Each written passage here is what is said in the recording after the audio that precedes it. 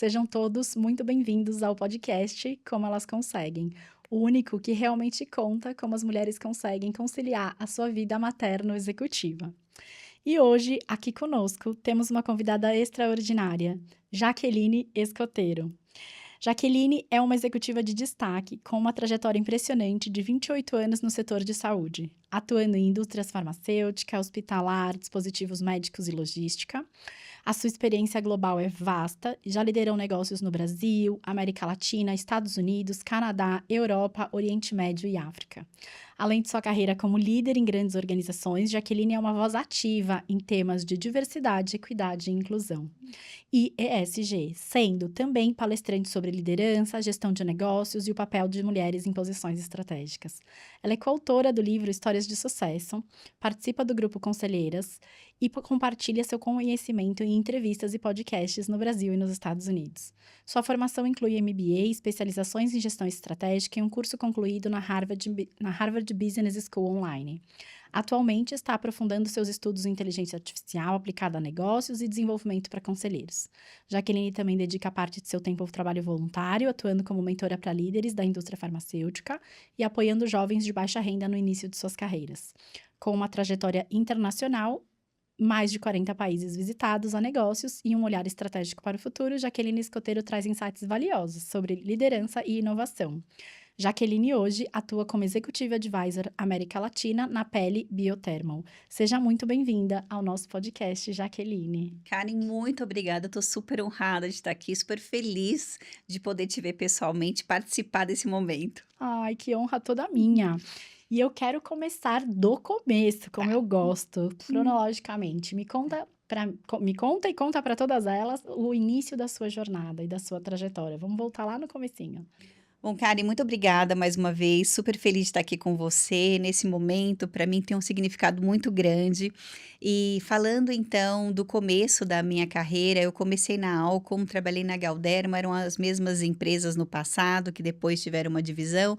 Trabalhei na MSD, Pfizer, Baxter, Covidien, que hoje se chama Medtronic. Trabalhei numa empresa de logística para a área de saúde, como vice-presidente da América Latina. E eu tive uma carreira, assim, muito importante, né, aí servindo pacientes, servindo médicos, servindo saúde, e eu sou muito feliz por tudo aquilo que eu conquistei até hoje. Que delícia. E a Jaque, como é que começou os estudos? Da onde a Jaque veio? Onde nasceu? Como foi a infância de Jaque? Ai, adorei essa pergunta. Eu nasci em Americana, São Paulo, que é uma cidade relativamente próxima, né, de São Paulo capital. E foi um período muito gostoso quando eu morei nessa cidade. Não morei somente em Americana, como cidade do interior, morei em Avaré, morei em Araraquara.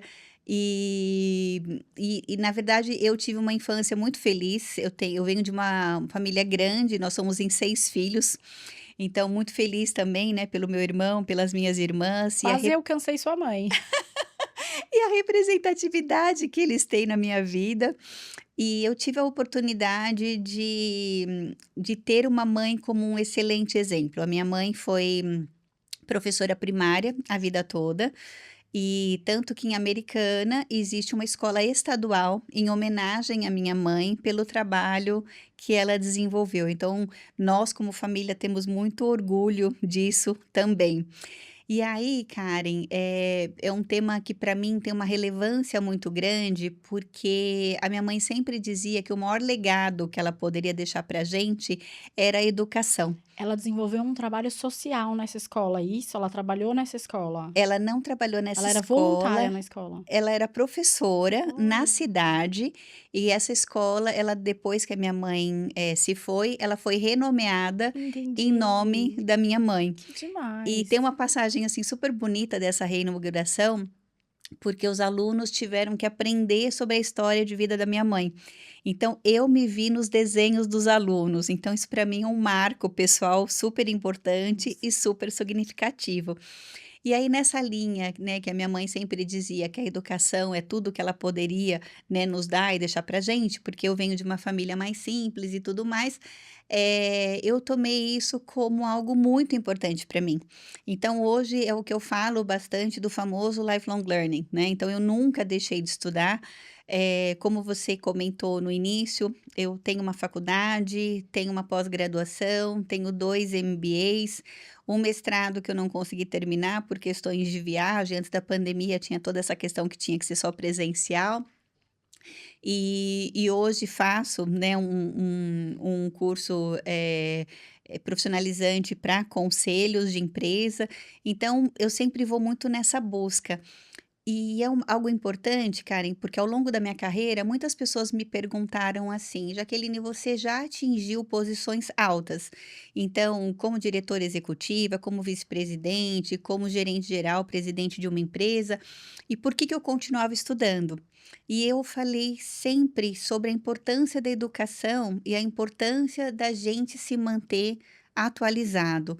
E tanto que isso foi até pauta de uma entrevista que eu dei para Exame, a revista, há uns 3 anos atrás, e aonde eu contava um pouco da minha carreira, e eles pegaram justamente essa frase que acabou virando a manchete da entrevista, que é: assim como a tecnologia, a educação também se torna obsoleta". Então aqui, eu deixo uma mensagem importante, né, para todo mundo que estiver nos escutando, da importância de você sempre continuar estudando e se atualizando. E como você falou, eu estou fazendo um MBA agora focado em inteligência artificial, focado para negócios. Achei o máximo, por que será, né? Eu gosto pouco desse tema.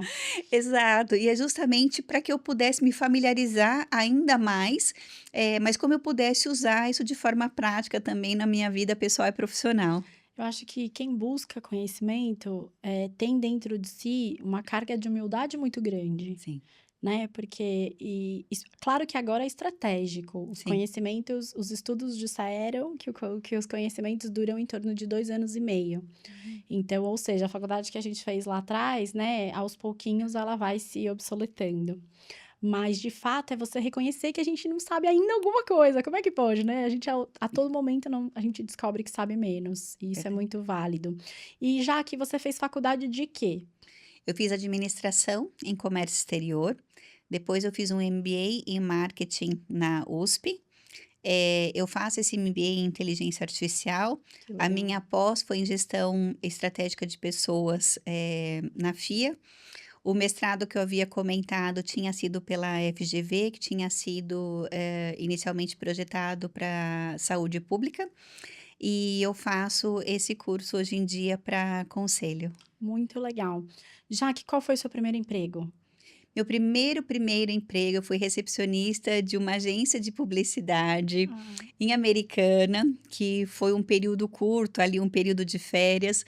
Depois eu trabalhei na recepção de um, escritório de contabilidade, e eu acho que tudo isso é muito interessante de ver e de lembrar, até eu entrar na indústria farmacêutica multinacional.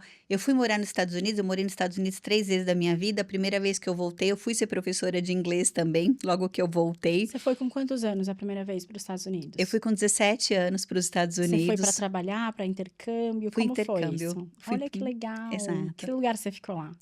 Eu fui para intercâmbio, fazer o último ano do high school, fiquei numa cidade pequena Isso é uma chamada baita oportunidade. Super, Karen. Eu fiquei numa cidade chamada Sydney, no estado de Ohio, nos Estados Unidos. Tá.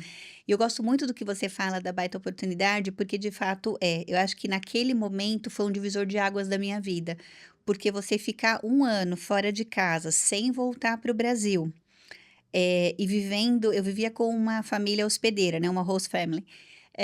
Mas foi uma experiência fantástica, porque eu tive a oportunidade de me conhecer muito bem, criar forças da onde eu imaginei que eu não tivesse, ainda mais nessa idade, né, e como enfrentar tudo aquilo, o dia a dia, a saudade, a cultura diferente e tudo mais.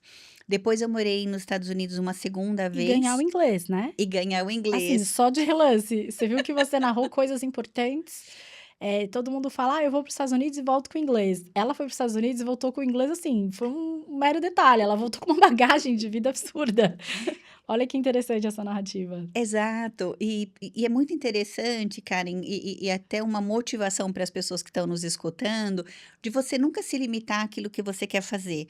E eu falo pela seguinte razão. eu comecei a estudar inglês com 12 anos de idade. Eu estudava em escola pública, não tinha inglês dentro da grade, né, da escola pública, e eu pedi para minha mãe me matricular num curso de inglês. E a minha mãe sempre, mais uma vez, foi muito motivadora de educação e ela prontamente me apoiou. Quando surgiu essa oportunidade para ir para os Estados Unidos, foi um programa de intercâmbio super interessante que existia na época, que não tinha altos custos, e eu vi como uma oportunidade de consolidar o inglês que eu já vinha desenvolvendo. E como você falou, a bagagem que eu trouxe, eu guardo Muito até mais que o hoje. inglês, né. Muito mais que o inglês. E quando você voltou, aí você entrou na faculdade? Quando eu voltei, eu entrei na faculdade. Naquele primeiro momento, eu dava aula de inglês, né, para poder sustentar os Claro. estudos e me sustentar em São Paulo. E durante a faculdade, aí foi quando eu tive a oportunidade de entrar na indústria farmacêutica.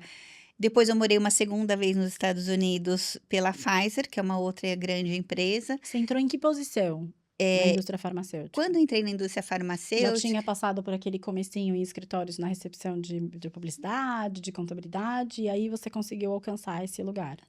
Quando eu trabalhei nesses primeiros 2 empregos, foi lá em Americana. Aí, quando eu entrei na indústria, foi aqui em São Você Paulo. fez faculdade aqui? Eu fiz faculdade Ah, aqui, tá eu bom. fiz faculdade aqui. E é uma história muito bonita, porque eu sou muito grata, é uma colega de faculdade, ela falou: "Olha, Jaqueline, estão precisando de uma pessoa da área administrativa na Alcon, e estão precisando de alguém que tenha inglês. Você teria interesse em lá conhecer a empresa e tudo mais?" Eu falei: "Sim, sim, claro". E eu me apaixonei num primeiro momento, porque eu digo que trabalhar com saúde é um propósito de vida, né. Todos os dias a gente aprende algo novo e a gente sabe o impacto que a gente está fazendo na vida das pessoas, independente da área terapêutica que a gente trabalha. E foi assim que eu entrei na Alcon, eu entrei pela parte administrativa.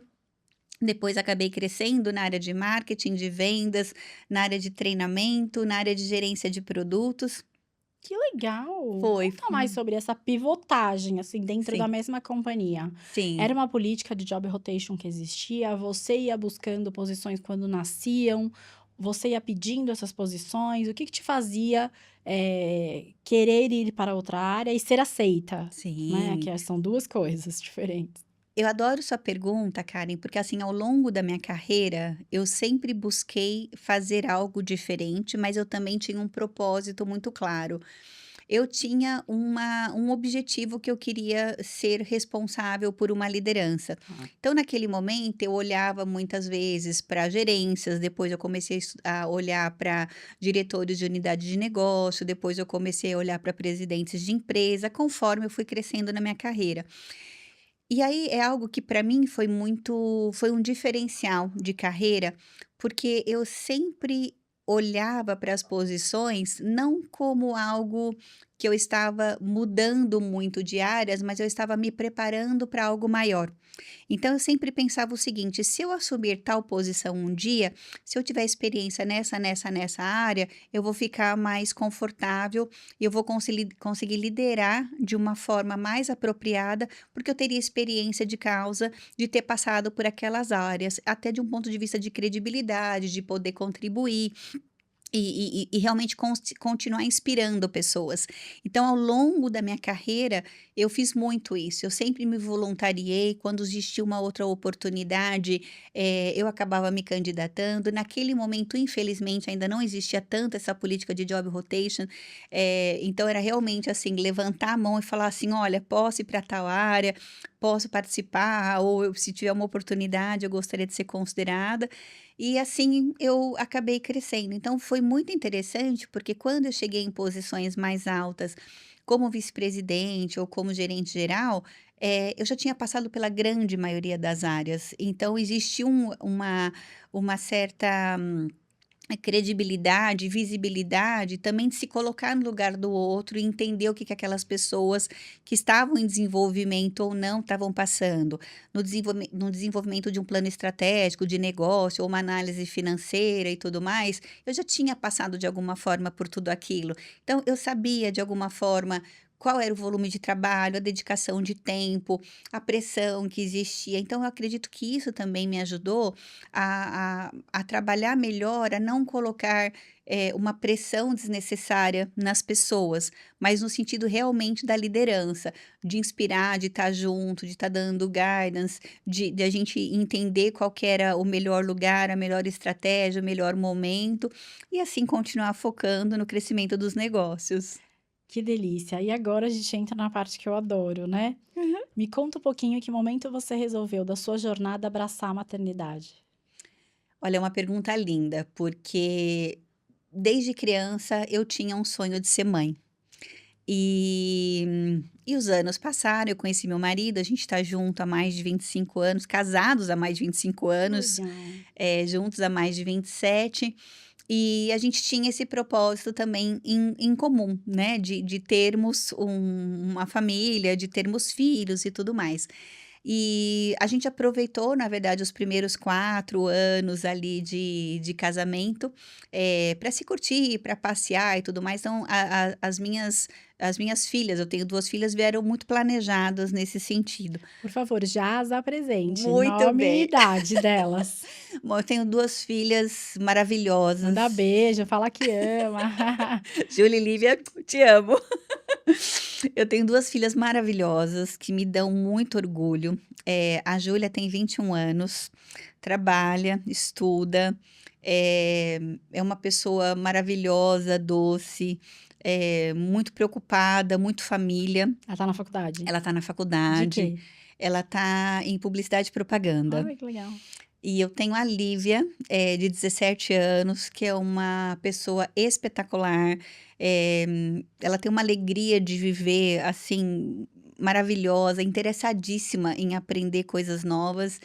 E uma coisa que eu falo, Karen, assim, a maternidade nos surpreende, porque elas muitas vezes me ensinaram, mas eu acho que é muito bonito reconhecer, e eu faço questão de dizer isso, muitas vezes ao longo dos anos, sem elas saberem ou não, elas também me deram força.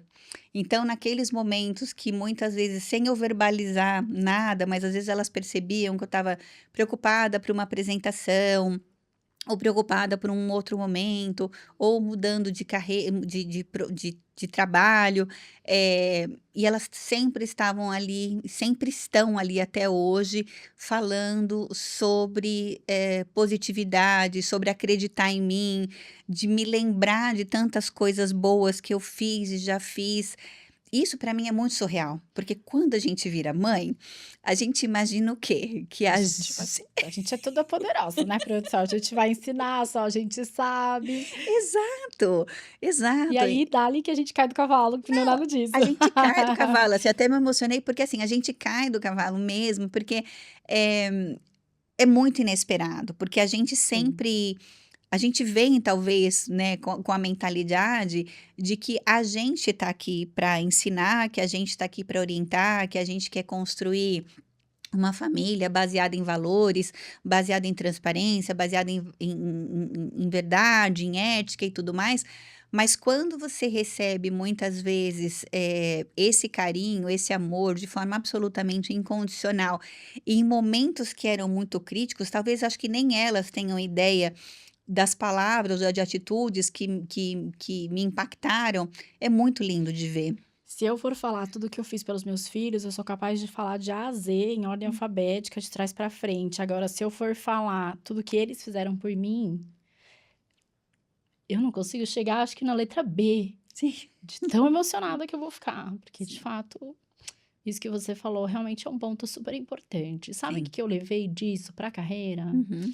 De que quando eu percebi que as pessoas que eu achava que eu vim para ensinar me ensinavam, Sim, idem é o time, né? Que sim, às vezes a gente chega para liderar e o que a gente recebe de presente deles, o que a gente recebe de conhecimento deles, o que de forma generosa às vezes os nossos liderados nos dão de exa conhecimento também, sabe? exato. Apesar da gente ser a líder e de repente, ela que tinha que saber isso.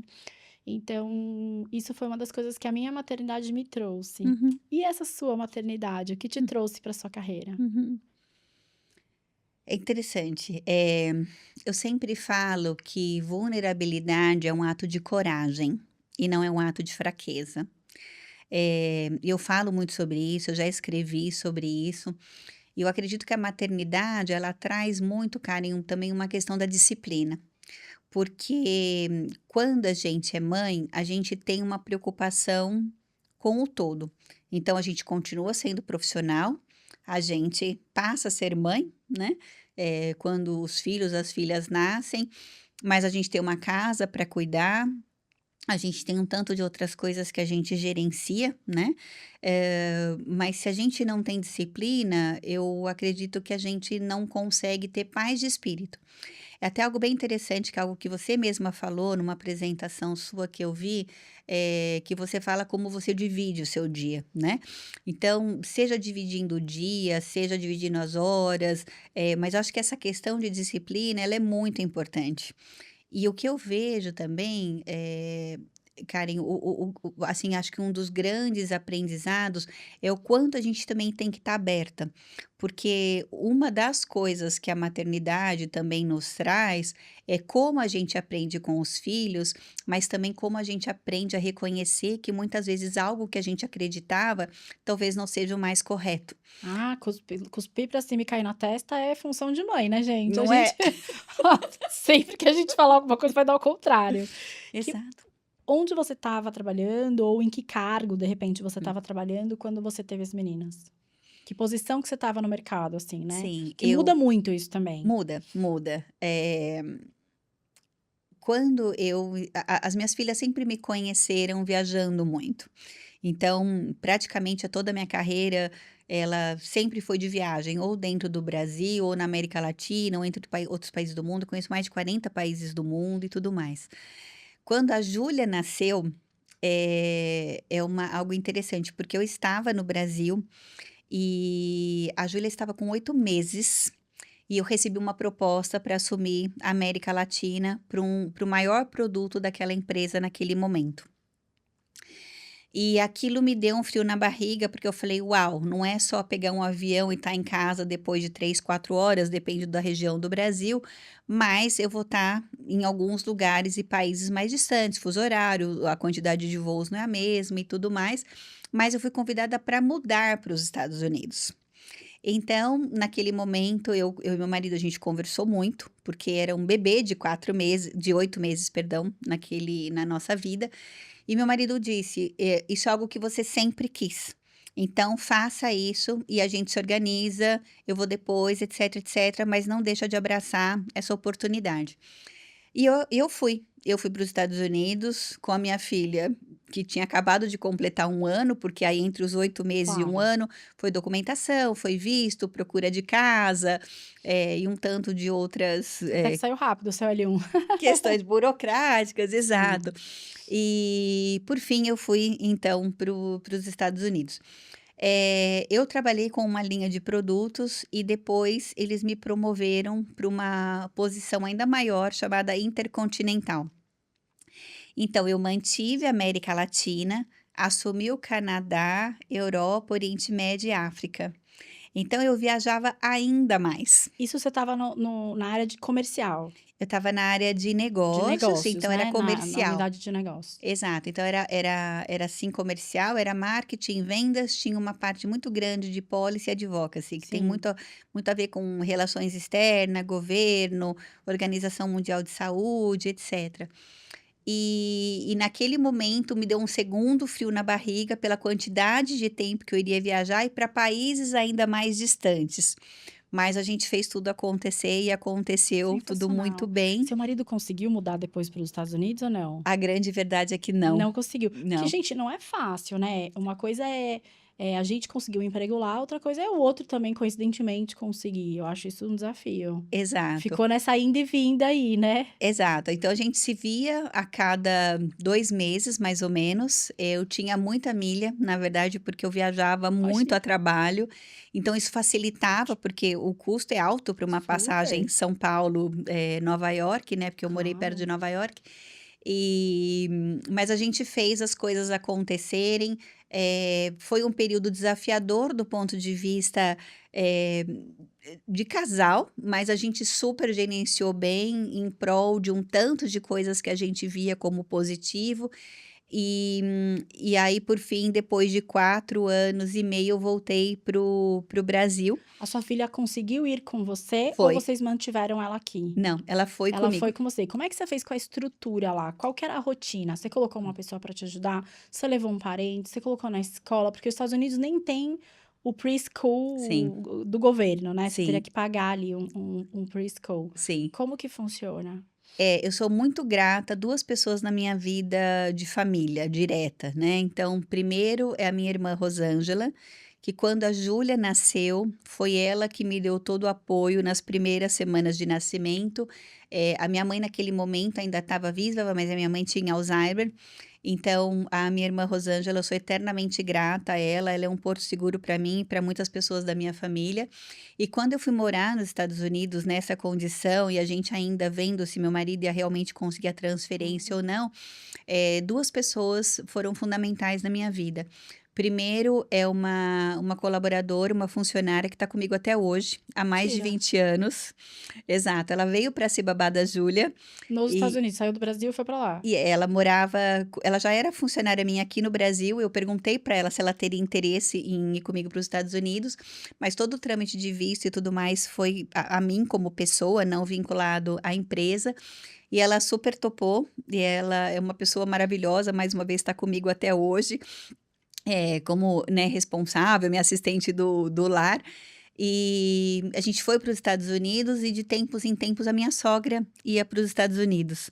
Então, a minha sogra também foi fundamental, sou muito grata a ela, que ela também teve um papel importante, né, nesse momento e tudo mais. E Até de aí popular essa figura familiar ali para Júlia, né? exato, Sensacional. exato. A gente vinha para o Brasil com uma certa frequência, mas esse vínculo é sempre muito importante, além que meu marido, ele tirava férias picadas para poder ficar mais tempo também com a gente nos Estados Unidos.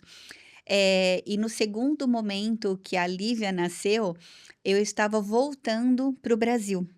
Então, eu tomei uma decisão de engravidar na volta para o Brasil, que a gente já tinha ali uns 3 anos e pouquinho, né, que seria de diferença entre a o próximo bebê ou a bebê.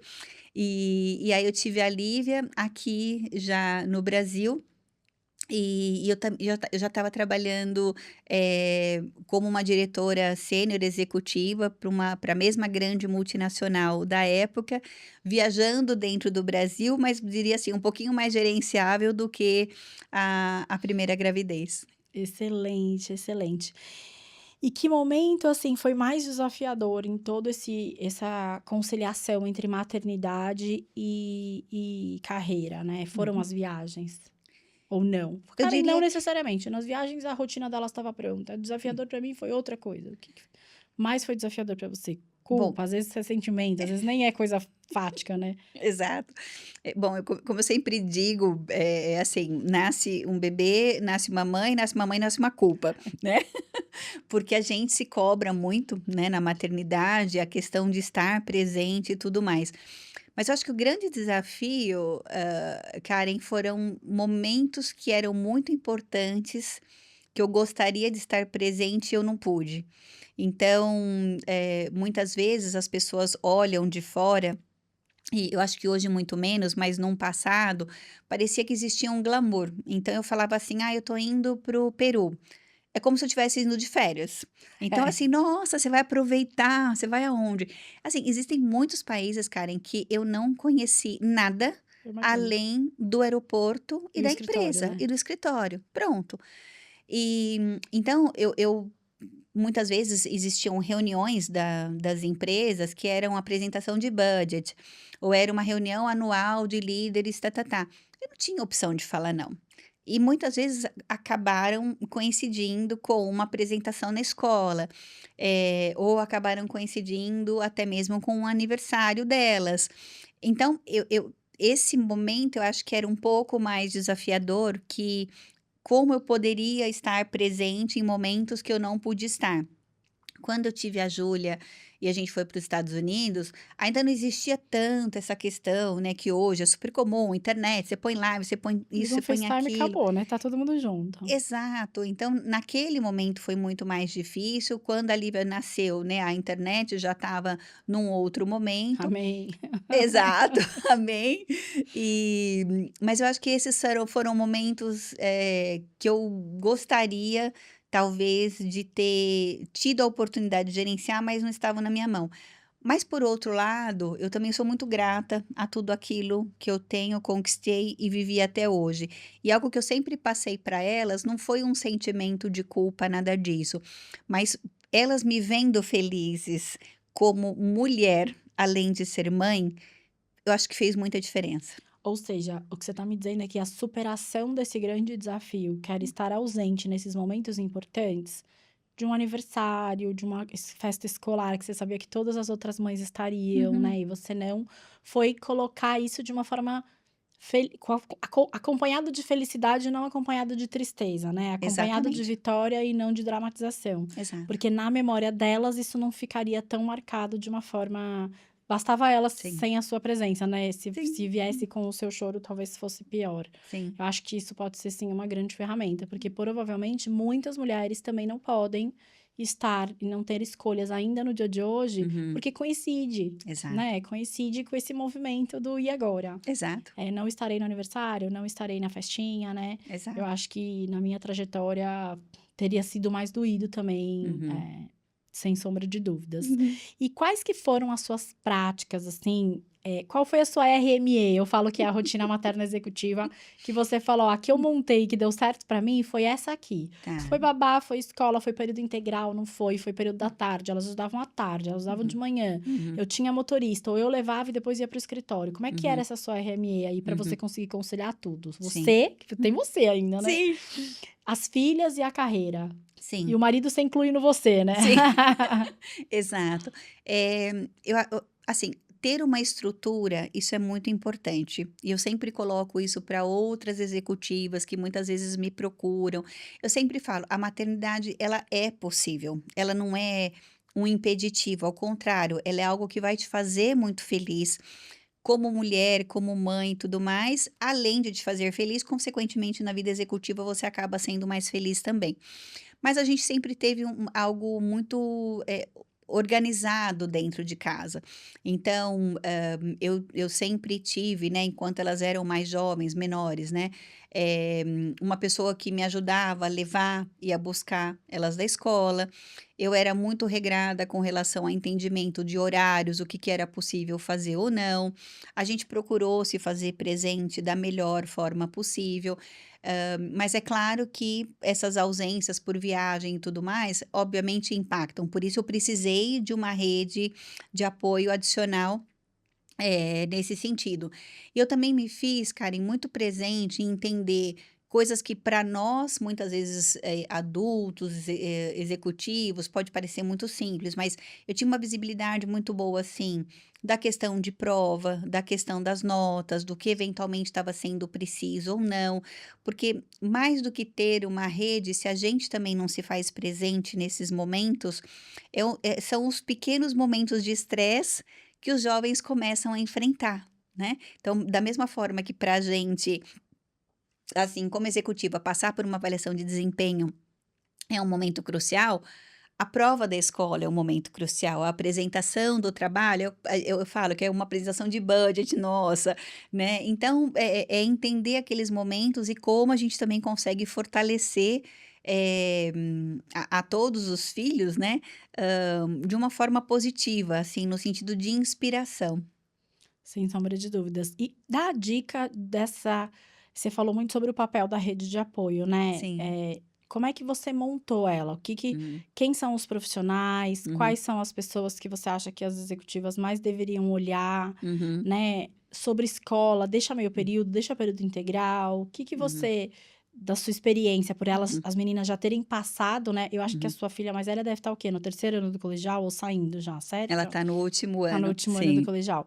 Como é que é isso? Dá uma dica, assim, pra nós. Escola Uhum, perto, escola longe, como é sim. isso? Essa rede de apoio, essa dica pra formar essa rede de apoio. Eu acho que é muito importante. Primeira coisa, a gente sempre priorizou que as escolas fossem boas escolas, mas as mais perto de onde a gente mora. Tá. Então, em especial o trânsito de São Paulo, porque, né, o seu podcast atinge, né, o Brasil como um todo e outros lugares também. São Paulo é uma cidade muito caótica no sentido de trânsito, né, no sentido de tempo que você acaba ficando em deslocamento. Então a gente sempre teve uma preocupação muito grande, em primeiro lugar, que as escolas fossem mais perto de casa, justamente por qualidade de ida e vinda e que tivesse um pouco menos de estresse nesse sentido. O segundo ponto, a gente sempre também foi muito consciente dos horários, então a gente sempre buscou, desde o início, ter as nossas filhas no período da manhã na escola, porque a gente acredita que foram, boas experiências, disposição, aproveitamento do dia, eh, um horário mais regrado para acordar, para ir dormir, porque nós, como adultos que trabalhamos, também precisamos ter qualidade Eu à também acho. noite, né, para poder descansar. Então, nesse sentido, foi algo que a gente também buscou. Em vários momentos, sim, elas ficaram num semi-integral ou num integral, mas a gente também foi muito consciente, Karen, naquilo que a escola proporcionava, em termos do que fazer à tarde, quais eram as atividades, se eram mandatórias ou não, mas um período produtivo dentro da escola eu acho bastante interessante. Então, seja com esporte, seja com outras atividades. Tipo, tentar ocupar esse contraturno dentro da mesma instituição escolar. De repente, eleger uma escola que proporciona algumas atividades à tarde, é isso? Para dar uma estendida nisso, é É, isso? se for possível, sim, se não, de novo, em alguns locais mais perto. Então, as minhas filhas, por exemplo, fizeram balé, fizeram dança, que não era necessariamente dentro da escola, mas eu também criei uma estrutura de uma pessoa que pudesse me ajudar a levar e a buscar dessas outras atividades. E o estudo, ele é muito importante, mas a qualidade mental das crianças, dos jovens, também é muito importante. E eu falo isso em especial agora, Karen, porque a gente vê que a internet é muito presente, as redes sociais são muito presentes, então, assim, existe quase que um bombardeamento de informação muito grande. Então, é sempre até quase uma cobrança, não só na vida adulta, mas na vida dos jovens. Ah, você viu tal coisa? Ah, não, mas como que você não viu? Não, mas isso saiu em tal lugar. Então, eu vejo muito algo como importante ter outras atividades que sejam atividades que te ajudem a de alguma forma, a refrescar a mente e tudo mais. Minha filha, a Lívia, que é a mais nova, por exemplo, ela gosta muito de desenhar. Olha. E ela faz desenhos, assim, absolutamente lindos. E para ela é um momento de relaxamento, ela põe uma musiquinha, ela faz isso há muitos anos, e partiu dela isso, então aquele momento é um momento que é dela. A Júlia, né, que é a É minha o primeira momento filha terapêutico é um momento dela. terapêutico, exato. A Júlia, que é minha primeira filha, mais velha, ela gosta muito de ler. Então, ela tá sempre lendo um livro no silêncio do quarto, ela sempre gosta de ir para o quarto, não só para dormir, mas assim, ela precisa de um tempinho para ler, para ficar mais em silêncio. Então, eu acho que os pais, né, em geral, não só as mães, mas precisam motivar que os filhos tenham esses momentos deles. Tem uma outra coisa, Karen, interessante que eu vi uma outra vez, foi num post de uma psicóloga que, era uma criança almoçando e a mãe não parava de falar com a criança. Então, hã, aí eu já estou indo para um outro extremo, só para deixar claro o exemplo. Mas assim, a criança mal conseguia comer, acabava respondendo à mãe e a criança de alguma forma estava também preocupada e pressionada, porque ela tinha uma outra atividade. E às vezes o ficar sozinho, não na solidão, mas na solitude, né, também é algo interessante, não só para a gente como adulto, mas a gente também tem que entender que as crianças e os jovens também precisam o tempo deles, né, e como a gente respeita isso. esse silêncio interno, ele é muito importante a gente Muito, aprender a desenvolver, porque o ruído externo é muito alto, né? muito. E você tá dentro, às vezes, até para a profissão delas no futuro. Elas sabem, elas criaram um método de sair e conseguir se concentrar, se autorregular, né? Uhum, E qual que é o momento terapêutico da Jaque, essa uhum. executiva? Sim. Que o das meninas eu já sei, então, agora. Bom, eu gosto muito de ler.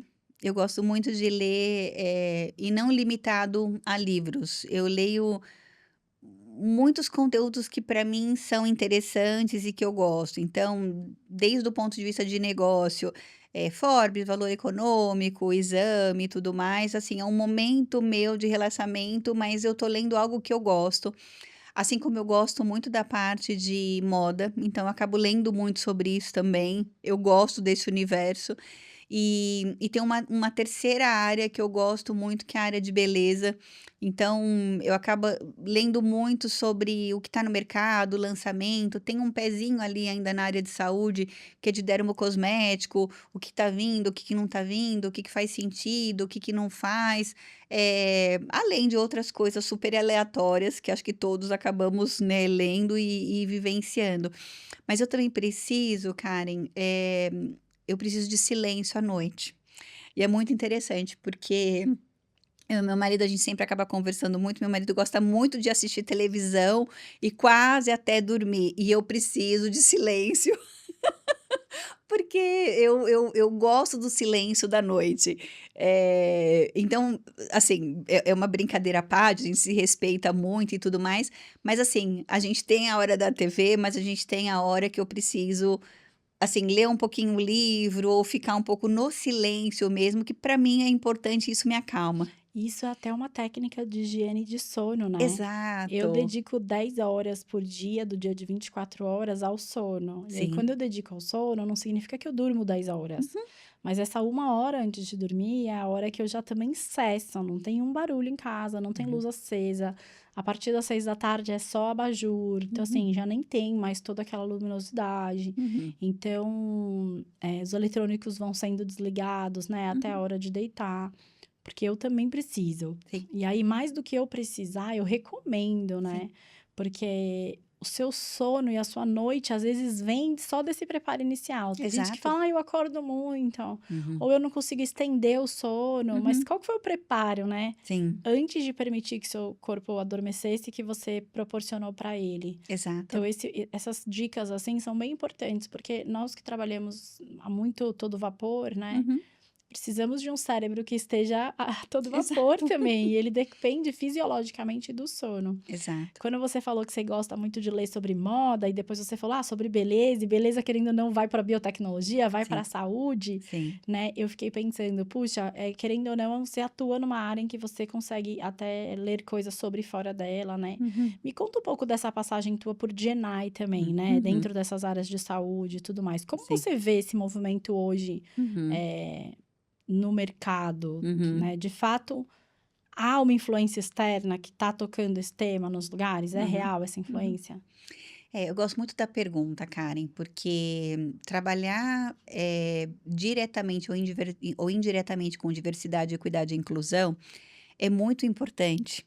E eu acredito que também deveria ser uma responsabilidade quase que individual. Porque muitas vezes a gente acaba colocando: "Não, porque a empresa não faz tal coisa", mas o que que você está fazendo para fazer a diferença, né. Então, há mais de 14 anos eu falo, em palestras internamente, já fiz, participei de eventos aqui no Brasil, fora do Brasil, focado muito em liderança, liderança feminina, diversidade, equidade e inclusão, conversas cruciais e tudo mais. E algo que a gente percebe é que, e eu falo porque por um período da minha vida eu tive uma responsabilidade como vice-presidente global de diversidade, equidade e inclusão numa empresa para 45.000 funcionários. Então, a gente tem que partir do princípio que nem todo mundo tem o mesmo entendimento que a gente tem sobre determinado tema. Hum. Então, a minha experiência nesse sentido, só para ilustrar de uma forma mais prática, foi começar educando, né, os colaboradores o que é diversidade, equidade e inclusão. Então, desde o que cada uma das letras significa, qual é o impacto delas, como que a gente vivencia isso internamente. Um segundo momento, que algumas empresas já estão um pouco mais avançadas, outras não, é falar sobre viés inconsciente, né? Tudo aquilo que a gente toma como uma verdade com base naquilo que a gente Dogmas. imagina, dogmas, com aquilo que a gente imagina, com aquilo que a gente acredita e tudo mais. Então, trabalhar viés inconsciente, você tem um benefício muito grande, desde o ponto de vista de carreira, de empresa, de relacionamento interno, de cultura organizacional, até mesmo como a gente convive fora, né? Então, eu me lembro de um treinamento que a gente desenvolveu que foi super interessante. A gente colocou alguns cenários, né, para os colaboradores. Era um treinamento bem interativo que foi traduzido para 12 línguas diferentes para ficar ainda mais próximo, né, da realidade das pessoas e aquilo realmente tocar e fazer sentido. E para cada cenário, a gente dava 3 opções de resposta. Então, nesse cenário, qual é a resposta que você daria? Então, tinham 2 perguntas relacionadas a esse cenário e depois vinha uma retroalimentação. E na verdade dizia de uma forma super educativa e leve, dizendo assim: "Olha, você escolheu tal opção, parabéns, você está, realmente consciente disso, disso, disso", ou se fosse uma outra resposta que não fosse a mais adequada, que fosse dito assim: "Olha, ok, só que por outro lado você também poderia ter levado em consideração tal, tal, tal aspecto".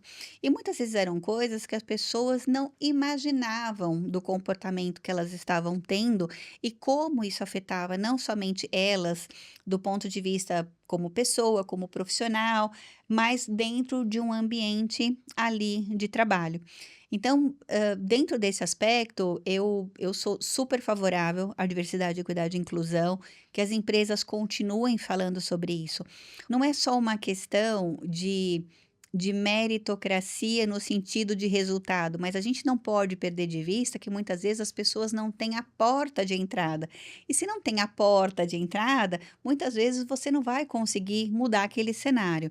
Eu te dou alguns exemplos, mas um primeiro que me vem em mente uma vez eu estava trabalhando num processo como VP da América Latina para contratar uma gerência geral num outro país. E só vinham candidatos homens. E aí eu pedi para uma empresa de recrutamento e seleção super conceituada, eu falei: olha, eu preciso que vocês me tragam pelo menos umas 2 mulheres. O processo andou, andou, andou, atrasou, atrasou, atrasou, não me trouxeram uma. Então isso para mim demonstra, mais uma vez, a porta de entrada, porque se a gente pensar, Karen, assim, você vem de toda uma formação muito focada na área financeira e você super se desenvolveu, né, em tantas outras áreas. Eu vim da área de negócios, mas estatisticamente falando, a gente sabe que mulheres em posição de liderança, por exemplo, dentro de diversidade, equidade e inclusão, ela ainda tem um espaço. Então, muitas vezes as pessoas me falam: "Jaqueline, por que que você fala sobre isso?" Eu sempre respondo: "Porque estatisticamente falando, ainda existe uma diferença". Então, o que eu gostaria de convidar todas as pessoas que estão nos ouvindo é continuar trabalhando, nesses conceitos, mas de uma forma também prática. Uma outra coisa que você gentilmente me apresentou no começo é que eu também faço parte de um voluntariado para jovens, para entrada no mercado de trabalho. São jovens de escola pública e são jovens, de bairros mais periféricos. Então, se de alguma forma a gente também não disponibilizar o nosso tempo, a gente aprendeu tanto na vida, Karen, a gente foi agraciada, eu acredito muito, com tantas pessoas que nos inspiraram. Por que que a gente não pode inspirar outras pessoas e, de alguma forma, dar um caminho a essas pessoas também? Então, aqui eu estou dando alguns exemplos, a gente pode falar de vários outros exemplos, mas é uma pauta que ela deve ser mantida, e não é um tema assim: "Ai, vamos levantar bandeira", é não, vamos mudar o cenário que a gente precisa ser mudado. Excelente, muito obrigada. Eu queria muito ouvir Hum, o que uma VP hum, global de GenAI tinha a me dizer sobre esse assunto, e eu uhum, fico muito feliz com a resposta. uhum, E se você pudesse voltar no tempo, o que você uhum. faria diferente? Uau!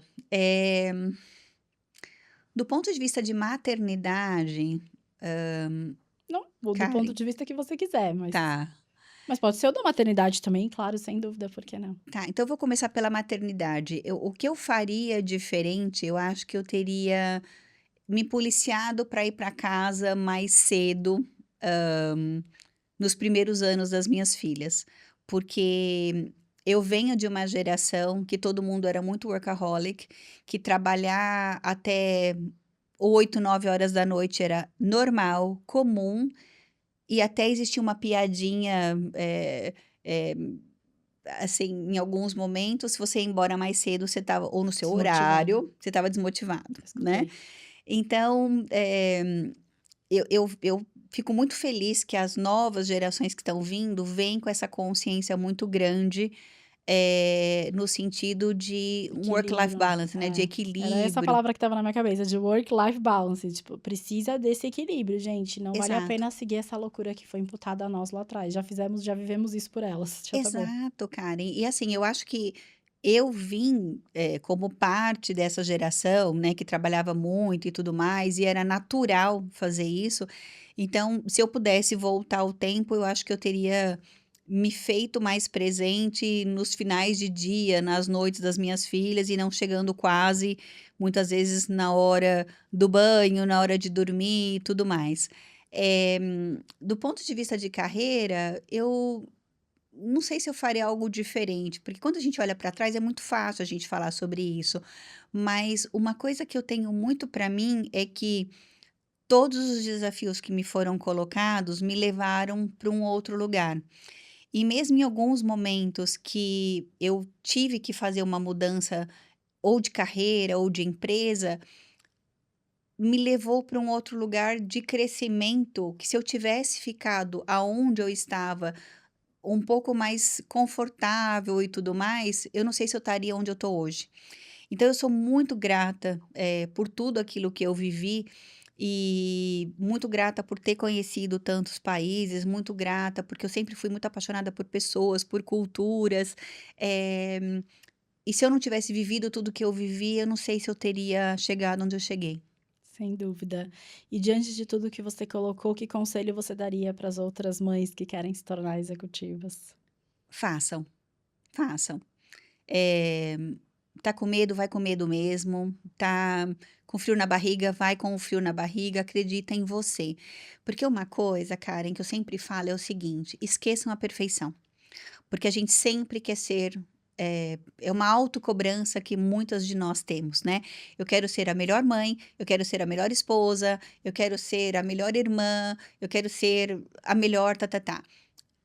Não, eu quero ser a melhor que eu posso ser, é o que eu sempre falo. Então eu vou ser a melhor mãe que eu posso ser, eu vou ser a melhor executiva que eu posso ser, eu vou ser a melhor irmã que eu posso ser, eu vou ser a melhor amiga que eu posso ser. Isso leva tempo para a gente entender isso, Super. isso leva tempo para a gente assimilar e eu acho que leva tempo para a gente mudar o comportamento. Existe um artigo que eu escrevi, há um tempo atrás, que, entre outras coisas, eu falava que a gente tem que aprender a ser gentil com a gente mesma.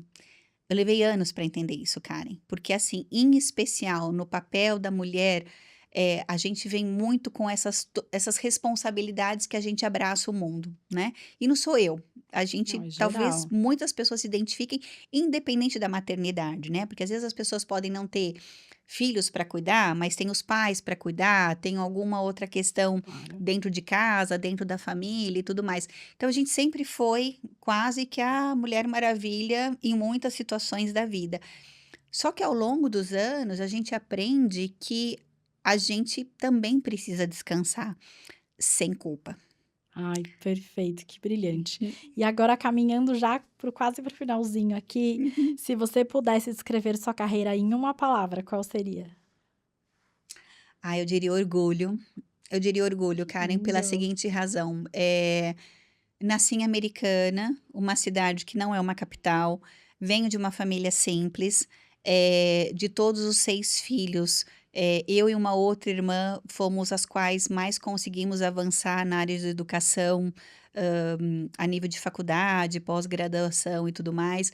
Eu não tenho ninguém na minha vida pessoal, de família, que tenha sido executivo de empresa, E pensar que eu cheguei em posições globais, isso para mim era algo surreal, assim, não fazia parte né, Nem do da minha imaginário, né? inimaginário, inimaginário. E eu lembro uma vez, Karen, que foi muito interessante que eu estava vindo morar em São Paulo, muito jovem ainda, e uma pessoa falou para mim: "Ah, Jaqueline, você vai crescer muito, você vai conhecer muitos países". Na minha cabeça eu falei assim. Cadê esse vidente? Cadê essa pessoa? Exato. Mas eu lembro que eu falei assim: "Gente, como, aonde?". Eu falei assim: "Não tem nem dinheiro para ir conhecer os outros países do jeito que essa pessoa está descrevendo". Mas Sim. a vida me deu essas oportunidades, então eu tenho uma gratidão muito grande por tudo aquilo que eu vivi. Eu tenho um orgulho muito grande de ter confiado em mim, mesmo nos momentos que eu mais duvidei que seria possível. Que delícia. E o que você diria para sua versão mais jovem? Pra gente fechar. O que eu diria para minha pessoa mais jovem: continua acreditando, continua estudando, seja gentil com você e com a vida. E eu diria também assim: acredite que o melhor sempre vai acontecer, mas que você também tem que fazer a sua parte. Ai, que delícia, Jaque. Foi um prazer te entrevistar.